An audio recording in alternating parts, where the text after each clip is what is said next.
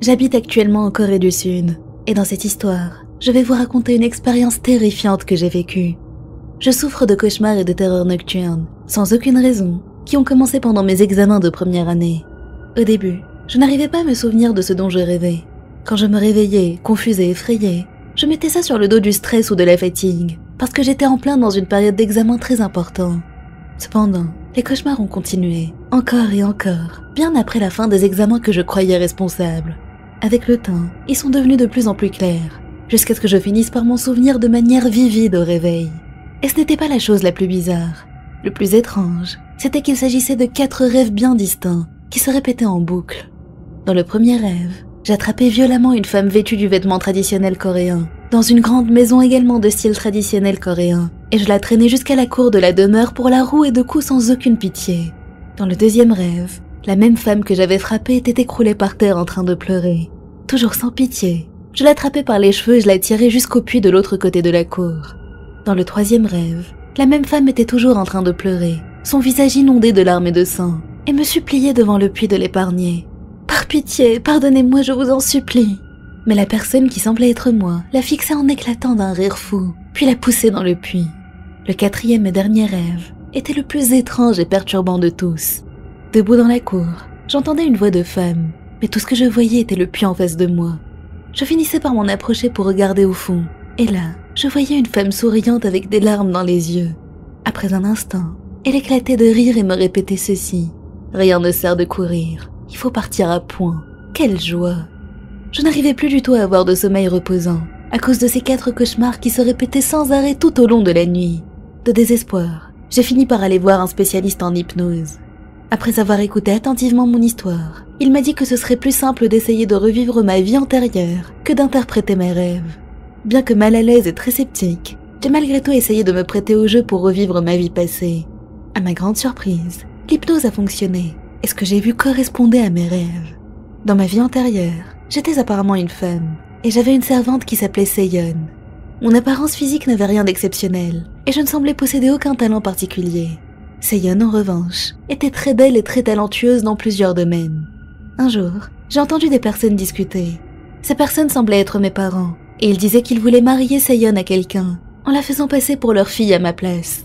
J'ai senti la colère me gagner en entendant ça, et le lendemain, dès que mes parents se sont absentés pour se rendre dans leur autre maison, j'ai attrapé Seyeon par les cheveux, et je l'ai traînée jusqu'à la cour avant de la jeter par terre. Sans aucune raison, elle a commencé à me supplier. « Je suis désolée, madame, je suis vraiment désolée. » Étrangement, ça m'a mise encore plus en colère, et je me suis mise à la piétiner violemment sur tout le corps sans pouvoir m'arrêter. Je l'ai frappée jusqu'à ce qu'elle soit couverte de sang, et que ses vêtements glissent sur son corps, révélant un énorme bleu sur son ventre. Seyeon s'est écroulée au sol, pleurant de manière incontrôlable, mais je n'avais toujours aucune pitié. Je l'ai attrapée par les cheveux, et je l'ai traînée vers le puits de l'autre côté de la cour. Elle pleurait encore et encore en appelant à l'aide, mais j'ai ignoré ses suppliques et je l'ai poussée dans le puits. Je suis ensuite retournée dans la grande demeure, et j'ai verrouillé la porte derrière moi. Mon expérience de vie antérieure s'est brutalement achevée là-dessus. En me réveillant, l'hypnotiseur m'a dit qu'il valait mieux que j'aille là voir. Et par elle, il entendait une chamane, à laquelle il souhaitait me présenter. Je ne croyais généralement pas à ce genre de choses. J'étais trop cartésienne pour le prendre sérieusement. Mais l'hypnotiseur a insisté, en m'expliquant que les chamanes sont les équivalents des médecins dans le domaine du spiritisme. Les gens qui souffrent à cause de fantômes ou d'esprits vont les voir pour être soignés, de la même manière que les malades vont voir des docteurs. Les deux ont pour objectif de soulager leurs patients. Donc le lendemain, j'en ai parlé à une amie de confiance, et nous sommes allés voir la chamane ensemble. Elle nous a accueillis, et je lui ai aussitôt parlé de mes rêves, ainsi que de l'expérience de vie antérieure que j'avais vécue sous hypnose. À ma grande surprise, elle a soudainement éclaté de rire.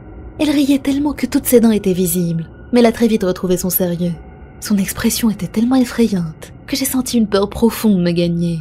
Toujours avec son expression sinistre, elle m'a dit « Rien ne sert de courir, il faut partir à point. Tu l'as tué et tu as profité de ta vie.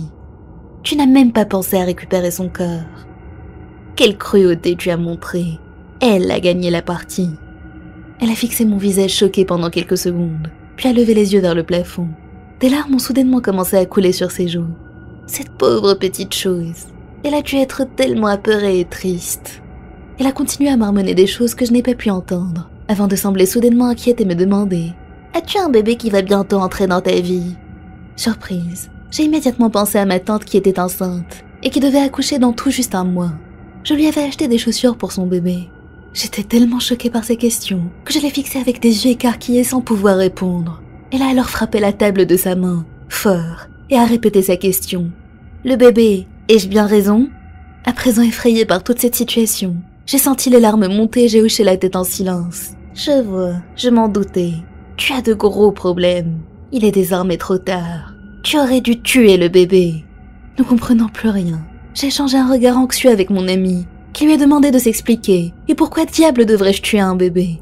Cette jeune fille a tué des gens dans sa vie antérieure, et ce n'était pas suffisant pour elle.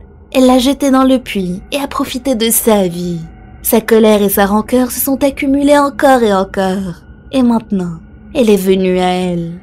Je ne parvenais pas à comprendre ce que la chamane disait. Mon ami non plus apparemment. Et nous sommes restés silencieuses pendant un long moment. Après un instant, la chamane a repris la parole. Elle va revenir en tant que bébé. Maintenant écoute-moi bien. Ne reste jamais avec l'enfant une fois qu'elle sera née. Ne t'approche pas d'elle jusqu'à son premier anniversaire. Mais pourquoi? A demandé mon ami. La chamane a poussé un gros soupir avant de répondre. Le bébé se souvient du passé. Toujours sous le choc, nous nous sommes arrêtés là et nous sommes partis de chez elle.